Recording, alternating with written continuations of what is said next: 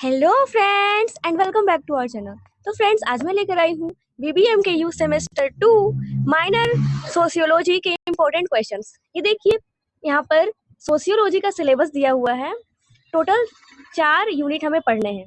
Unit 1 में है sociology, definition, nature and scope, relation with other social sciences जैसे psychology, anthropology, economics, political science and relevance of sociology in modern world. ठीक है, और unit 2 में पढ़ना है प्राइमरी कॉन्सेप्ट और सोसाइटी के बारे में। ओके, तो आज मैं इंपॉर्टेंट क्वेश्चंस लेकर आई हूँ जो कि पार्ट 1 है ये वीडियो।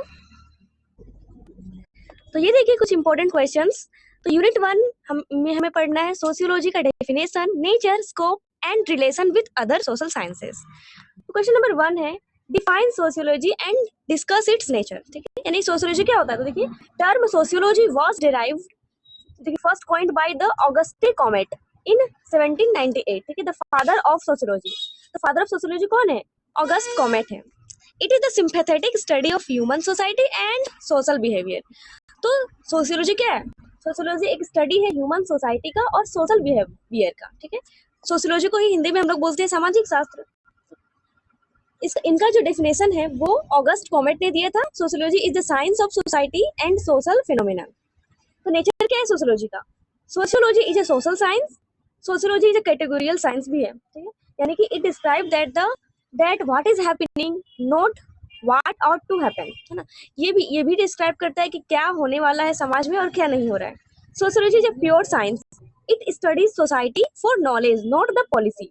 ठीक है, सोशियोलॉजी इन जनरल साइंस भी है क्योंकि it is general principle of social life, not one particular aspect. ठीक है, और सोशियोलॉजी एक बहुत एब्स्ट्रैक्ट एंड कॉन्क्रीट भी है, यानी कि it studies social facts through concept. तो आंसर आप लोग इस तरह से लिखना, शुरू में आप लोग इंट्रोडक्शन और लास्ट में कंक्लूजन। ओके, अब देखिए क्वेश्चन नंबर 2 है discuss the scope of sociology.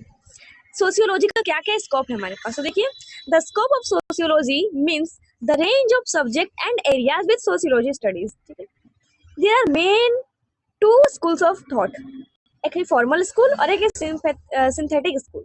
तो फॉर्मल स्कूल जो है वो जी सिमेल और वॉन वाइजे ने दिया था। इसमें sociology studies only forms of social relationship like competition, cooperation या कॉन्फ्लिक्ट। यानी फॉर्मल स्कूल में हम पढ़ते हैं सोशियोलॉजी सिर्फ और सिर्फ सोशल रिलेशनशिप के बारे में पढ़ाई है। ठीक है, और सिंथेटिक स्कूल की बात करें तो sociology study all aspect of social life, यानी सोशियोलॉजी सभी प्रकार के लाइफ के एस्पेक्ट्स के बारे में स्टडी करती है, जैसे कल्चर हो गया, इंस्टीट्यूशन, ग्रुप एक्सेट्रा। एरियाज क्या क्या है सोशियोलॉजी के? सोशल इंस्टीट्यूशन, फैमिली भी हो सकता है, रिलीजन भी हो सकता है और एजुकेशन भी हो सकता है, यानी कि social control and change, social satisfaction, social problems और कल्चर एंड सोशलाइजेशन। ठीक है, क्वेश्चन नंबर 3 है, देखिए explain the relationship between sociology and psychology. Sociology और साइकोलॉजी के बीच में क्या रिलेशनशिप है?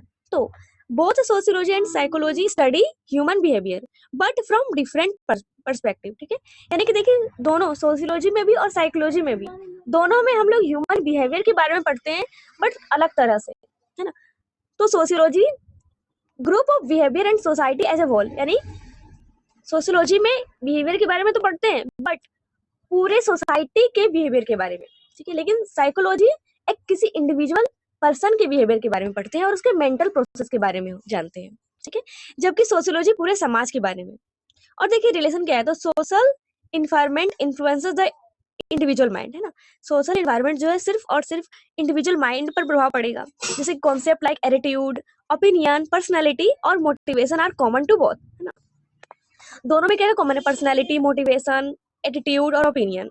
Social psychology bridges the gap between the two. ठीक है, अब देखिए क्वेश्चन नंबर 4 है, explain the relationship between sociology and anthropology, है ना।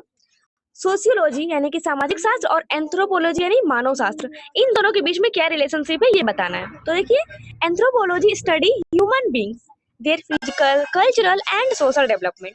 एंथ्रोपोलॉजी में हम लोग ह्यूमन बींग्स के बारे में पढ़ते हैं कि उनका फिजिकल, कल्चरल और सोशल डेवलपमेंट क्या है। ठीक है, तो देखिए anthropology deals with primitive societies and cultures, और जबकि sociology studies modern and complex societies. Both share interest in social institution, religion and custom. ठीक है, और modern sociology borrows anthropological methods like participation, observation. ठीक है, अब देखिए क्वेश्चन नंबर 5 है, explain the relationship between sociology and political science, ठीक है। यानी कि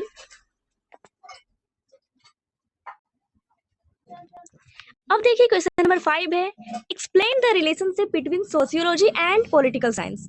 सोशियोलॉजी और पॉलिटिकल साइंस के बीच में क्या संबंध है? तो देखिए पॉलिटिकल साइंस में क्या पढ़ते हैं हम लोग? पावर, गवर्नेंस, स्टेट के बारे में, ठीक है, जबकि सोशियोलॉजी में हम सोसाइटी के बारे में पढ़ते हैं, ठीक है। तो political institution like government, laws are part of society, ये भी तो पार्ट है सोसाइटी के, है ना। Sociology studies how political behaviour is shaped by social norms and culture, ठीक है।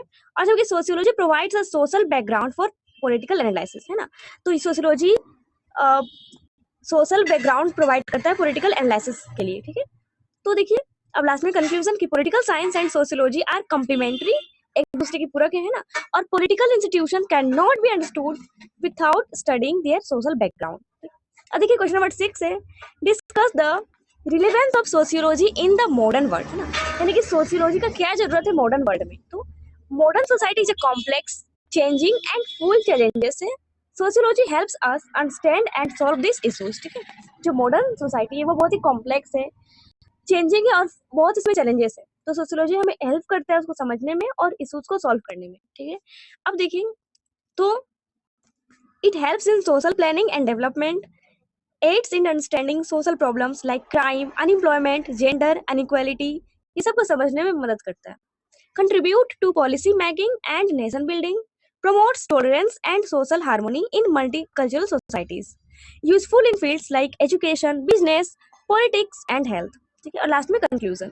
अब हम यूनिट 2 पर आते हैं। तो यूनिट 2 में हमें पढ़ना है प्राइमरी कॉन्सेप्ट के बारे में सोशियोलॉजी का, ठीक है। तो देखिए क्वेश्चन नंबर 7 है, define society and explain it's characteristics. Society क्या है और उसकी कैरेक्टरिस्टिक्स क्या है? The concept of society is a foundation of society, sociology, ठीक है। सोसाइटी का जो कॉन्सेप्ट है वो सोशियोलॉजी का फाउंडेशन है ना। जब सोसाइटी ही नहीं रहेगा, जब समाज ही नहीं रहेगा तो सामाजिक शास्त्र कैसे पढ़ेंगे, ठीक है। The society, the word society comes from Latin word socius meaning companion या फिर association.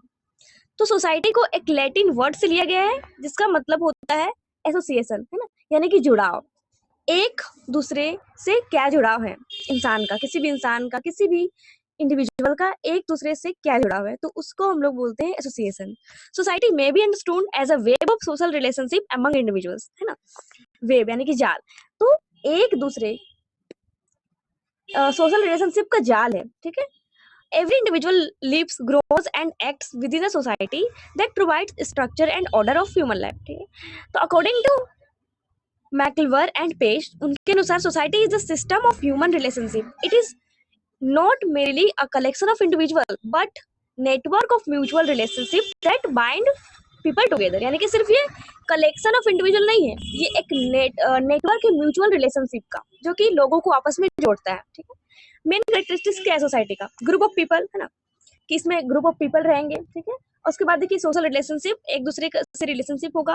Continuous interaction among individual lead to the formation of social relationship.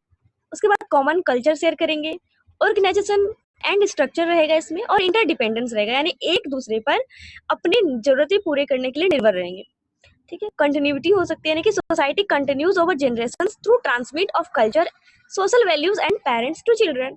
उसके बाद कॉर्पोरेशन ऑफ यूनिटी, है ना, society execute through cooperation, coordination and shared goals among its members, ठीक है। अब देखिए क्वेश्चन नंबर 8 है, distinguish between community and society. यानी कम्युनिटी और सोसाइटी के बीच में क्या डिफरेंस है?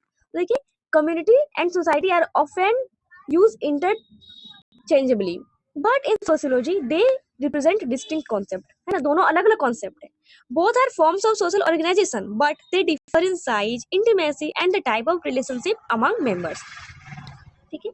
तो डेफिनेशन ऑफ कम्युनिटी देख लीजिए। According to MacIver and Page, उनके अनुसार community is an area of social living marked by the degree of social coherence, ठीक है। It implies a group of people living together in a particular locality and share a sense of belonging। जबकि society क्या है? Society is a broader concept that includes all social relationship and institutions through which people interact and organize their lives, ठीक है। उसके बाद देखिए conclusion. तो community is a localised group with close personal relationship, जबकि society बहुत बड़ा complex network है सभी सोशल रिलेशनशिप का, ठीक है।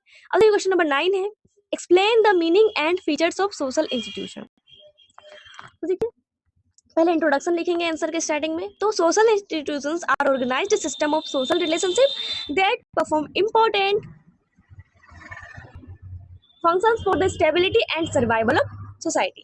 They regulate human behavior and provide pattern through which individual fulfill their basic needs. ठीक है, डेफिनेशन देखिए according to Horton and Hunt, उनके अनुसार एक institution is organised system of social relationship, ठीक है, जिसमें कि certain common values and procedure are meeting certain basic needs of society. Okay, अब देखिए major features of social institutions का फीचर क्या है।